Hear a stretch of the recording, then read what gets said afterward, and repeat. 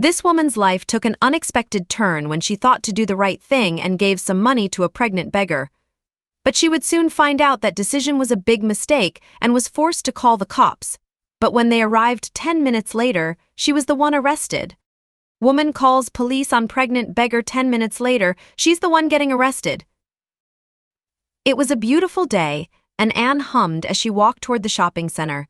She had a few errands to run and looked on her notepad to decide which store she would visit first. But as the shopping center came into view, she noticed something she had not seen before: a beggar. The woman must be new around here, as it was the first time Anne saw her, and she always walked the same route to the shopping center. As Anne got closer, she noticed that the beggar was pregnant and that most people ignored her. Anne felt terrible and immediately knew what to do. If she remembered correctly, she still had some spare change from the last time she went to the shopping center. Anne took out her purse as she walked toward the beggar. She was happy to see she remembered correctly and gave her change to the woman, not knowing she would soon regret that decision. When Anne put the money in the pregnant beggar's cup in front of her, she looked up and thanked her heartily. Anne kindly smiled back and continued on her way. But the sudden appearance of this unknown pregnant beggar made Anne think, and when she looked back, she noticed the beggar was staring at her. Anne quickly looked away as a strange feeling came upon her. Why was the pregnant staring at her? But she shrugged and shook the feeling off her.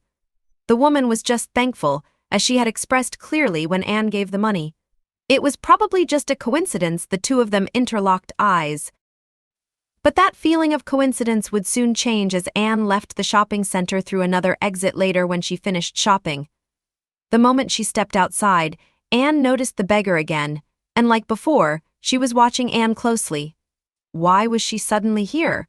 Why was she staring at her? Anne thought the situation was weird and felt disturbed. First, she caught the beggar staring at her, but now she had suddenly moved location and was watching her again. Anne tried to ignore it as she walked by to return home, hoping this was the last of it. But things would only get worse. Because it wouldn't be the one-time thing Anne hoped it would be. Every time she went to the shopping center the following days, the pregnant beggar would be there on her standard route, and Anne felt she was being followed. It made her so uncomfortable that she eventually decided to take a different route, but to Anne's surprise, the beggar would also show up on that route. Anne's head spun as her mind filled with questions and possibilities. Was she going crazy? Did the beggar always go here as well? And was there no harm done, or was the pregnant woman definitely following her?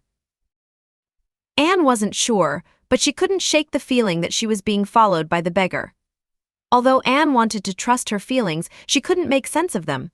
Why would the pregnant beggar follow her? All she did was give her some spare change. She helped her, right? The following days, that feeling grew and Anne second-guessed herself. Did she subconsciously do something to do, woman? Or had she met her before? Her mind was racing and she was nervous every time she had to go to the shopping center because the beggar would be there watching her. This situation kept going and Anne grew increasingly nervous. She switched her routes frequently and hurried past the beggar, who always kept her distance. But Anne could feel the eyes of the woman burn on her. One time, when the beggar positioned herself close to the shopping center, Anne grabbed her chance and got help. Anne entered the shopping center and looked around, quickly finding what she was looking for. She hurried toward the security guard and explained the situation. She pointed out the pregnant beggar and felt relieved when the security guards took action. Anne watched the guards send the woman away and then continued on with her shopping. Even though she had seen the guards send the beggar away, Anne was still nervous when she left the shopping center, but as she looked around, she was happy to see the beggar wasn't in sight. With a refreshed and relieved feeling, she went on her way home, but then, when Anne turned the final corner toward her apartment complex, her body froze. She instinctively stepped back and sneakily peeked around the corner.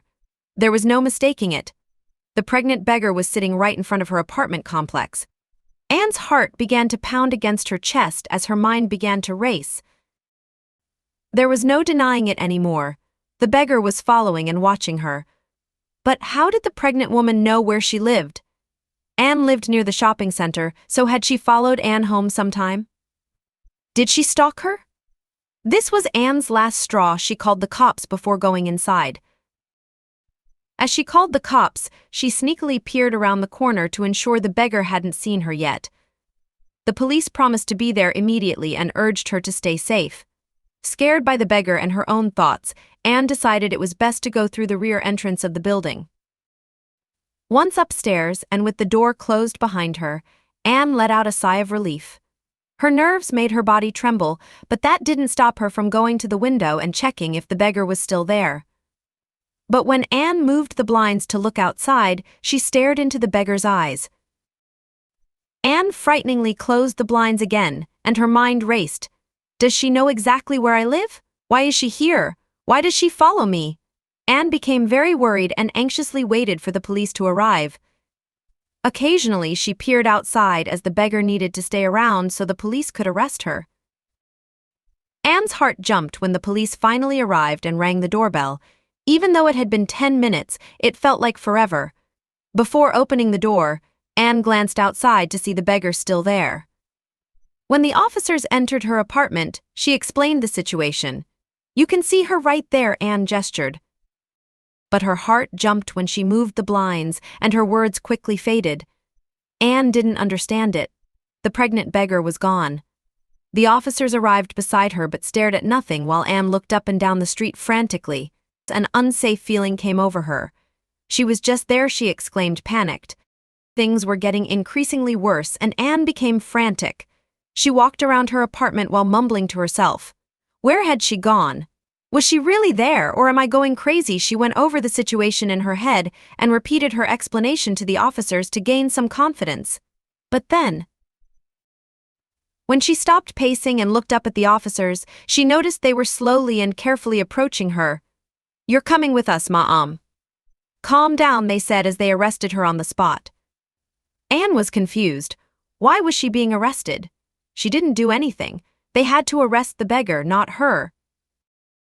Anne demanded an explanation during the ride to the station, but the officers remained silent.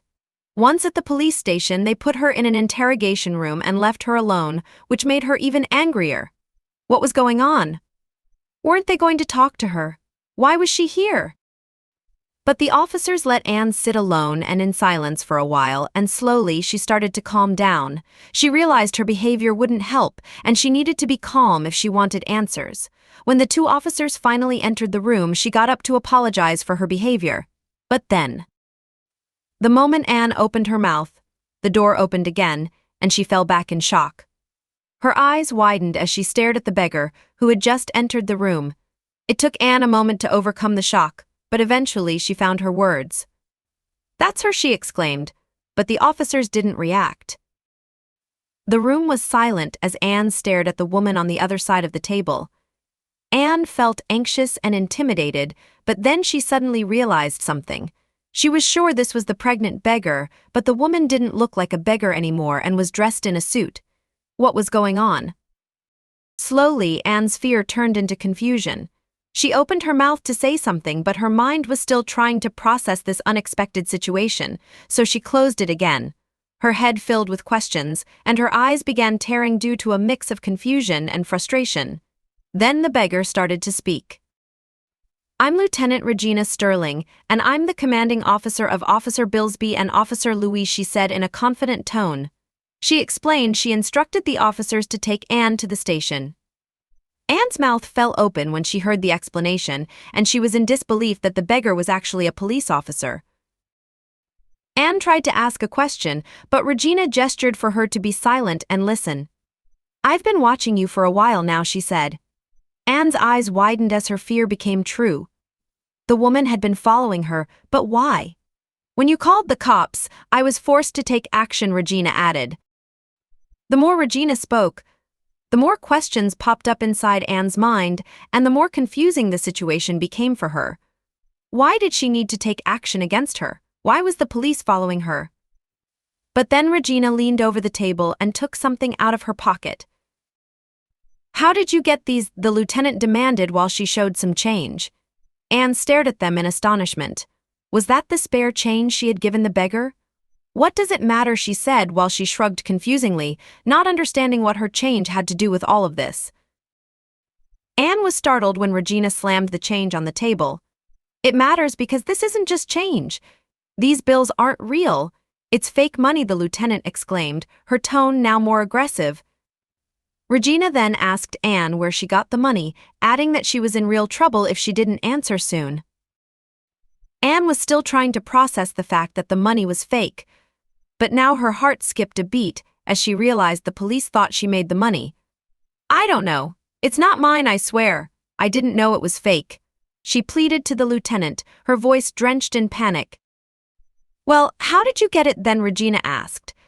Anne's mind was working overtime, trying to remember how she got the money. It was clear the lieutenant didn't believe her, so she had to give them something concrete. Then it hit her. "I got it from the new shop at the shopping mall," she exclaimed. Before she could elaborate or Regina could ask her a question, an officer entered the room. There was nothing in her apartment. "Lieutenant," he said shortly before leaving again. Anne's body tensed up when she heard it. "They searched her apartment and didn't find anything?" That was probably a good thing, but then Regina spoke. "Looks like you're telling the truth," she said, but there was still a trace of doubt in her voice. The lieutenant glared at her and took a deep breath. "I will humor your claim. Could you show me the store and person who gave the money to you?" she asked. Anne didn't hesitate to agree. Anne guided Regina, Officer Bilsby, and Officer Louis to the new shopping center store. During the ride, she explained she remembered getting the spare change because she couldn't pay with a card at the store yet. Once there, she pointed out the person who helped her with her purchase and gave her the change. The group waited outside for the few customers that were inside to leave and then approached the man whom Anne pointed out. It was the only employee in the store, and when Regina introduced herself, it turned out the man was the store owner. The lieutenant then didn't wait and got straight to the point. Anne watched how Regina instructed the officers to search the shop after she showed the owner a search warrant. While the officers searched, the lieutenant asked the man a few questions, which he nervously answered. Anne saw the lieutenant's frustrations growing as the answers didn't get them anywhere, and the search had the same result. The investigation seemed to hit a dead end, and Anne became worried that this might mean the suspicion returned to her. But there was nothing else she could do to prove her innocence, so the nerves rushed through her body. Then, the store owner suddenly spoke up. There was this peculiar customer one day. Regina immediately looked very interested and urged the owner to continue. The man explained there was someone who bought something in the exact right amount, including the small change he noted specifically. Anne felt a wave of relief hit her as she saw the cops all looked very interested in this new development. The lieutenant asked the store owner if he could describe the man, maybe even to a sketch artist so they could search for the suspect. But the owner could do better. "The first thing I did was install cameras in the store, so he's probably visible on the footage," he said. "Show me," Regina urged. Everyone followed the store owner to a small room in the back of the store where they could watch and search the footage. "That's him," he exclaimed as he pointed to the screen. The image was clearly visible, and they took the footage to the station to cross-reference it with their database. Although there was a new main suspect, Anne was still taken to the station if this lead resulted in a dead end. After some waiting, however, the database got a result, and their suspect had a name: Tim Hill. He had a long rap sheet and was probably capable of making fake money. Due to Tim being in the database, the police immediately had the location of his house. The group immediately went there to observe the situation. They soon realized Tim's house was too small to be his base of operation, so they waited for him to leave, hoping he would lead them toward it. And eventually, after a long wait, the group finally saw Tim leave his house and enter his car. They waited a little before starting the pursuit and were careful not to be spotted. The suspect drove through the city, and after a while, the police had an idea where he was going: a remote industrial site. As expected, Tim stopped at a warehouse at the remote industrial site and entered it. Regina immediately called for backup. Not much later, the police force raided the warehouse, where a large counterfeiting operation was found. Tim and 3 other accomplices were arrested and taken to the police station, meaning the end of their crimes. Due to the discovery of the operation and arrests of the culprits, Anne was immediately proven innocent. Regina approached her and offered her sincerest apology. "This operation couldn't have been disbanded without your help." "I'm forever grateful," the lieutenant said. Anne smiled and was just happy the situation got resolved.